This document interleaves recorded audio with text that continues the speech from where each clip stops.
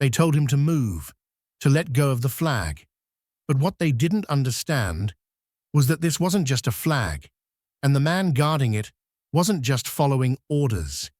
He was honoring a promise.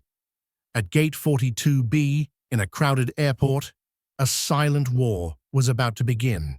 A war for dignity. A war for memory. "Sir, I'm going to have to ask you to step away from the flag."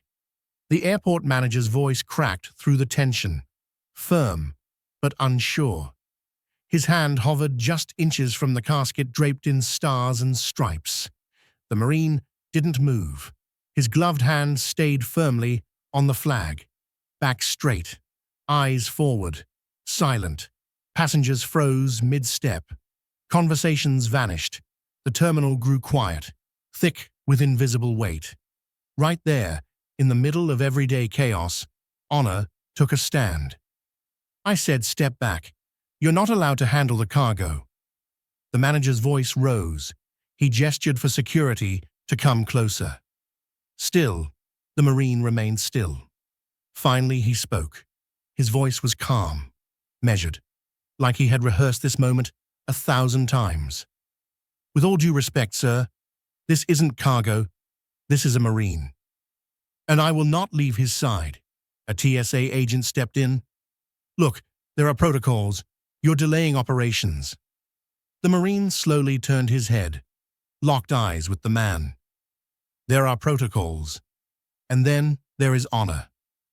Behind him, the flag lay perfectly draped, no wrinkle, no fold out of place. Beneath it, Corporal Ethan Ramirez, killed in action, just 23 years old. He hadn't come home standing tall. So now, his brother-in-arms would carry him the rest of the way. Ethan wasn't just another soldier. He was his soldier, the one he trained, the one he laughed with, the one he once carried on his back through the hills of Helmand when Ethan twisted his ankle. Now, he was carrying him one final time. The Corps had assigned him as escort, a sacred duty. From the moment the casket left the plane until it reached the family's hands, he would not let go. But the airport didn't care. They were behind schedule. Luggage was piling up, another box to move along the track. "Sir," the manager snapped, "this isn't a funeral home. We don't do ceremonies here. Either step aside or we'll remove you." He could have explained about the code, the centuries-old rite, the silence, the salute, the watch, but something deeper held him in place. He remembered Ethan's laugh, his mom's lemon pie, his dad's fishing stories, his sister's high school graduation he missed, the way he'd hum Country Roads after every mission, called it his soul's GPS. This wasn't a delivery, it was a goodbye, and the only thing standing between it and being forgotten was him. A small voice broke the silence. "Mommy, why is he touching the flag?" A little girl, maybe 6, clutching a teddy bear, standing beside the crowd. Her mother hushed her gently, but the Marine looked down and nodded softly. "Because he's making sure someone gets home." The manager blinked. Security paused. Something shifted in the air. The Marine bent slightly, his voice just above a whisper. "This man gave everything. This flag is not decoration, it's a promise." Then he began to walk, slow, steady, his hand never leaving the casket.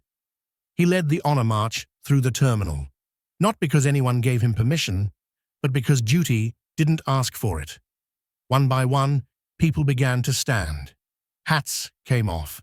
Hands went over hearts. A veteran in a wheelchair saluted. Tears welled. No one moved.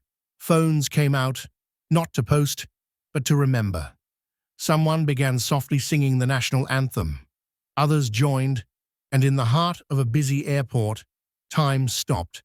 By the time they reached the grieving family, the Marine's gloves were soaked in sweat. His spine ached, his throat burned, but he didn't waver. The mother collapsed into tears. The father saluted, trembling. The sister dropped to her knees. "Welcome home, Ethan," she whispered. The Marine stood in silence. Only then did he slowly release the flag, folding it perfectly into a triangle. He knelt, placed it in the mother's hands. "He didn't die alone," he said. "He was loved. He was honored." As he stood, every passenger watched in reverent silence. The airport manager, shaken and red-eyed, stepped forward. I didn't understand," he whispered. "I'm sorry." The Marine gave a single nod. "Now you do." Applause broke out. Not loud, but slow, steady, respectful. A quiet chorus echoing down the terminal walls, because in that moment, America remembered. If this story moved you, honor it, share it, comment, "Welcome home" below, and subscribe to Chronicle Hub for more true stories that deserve to be remembered.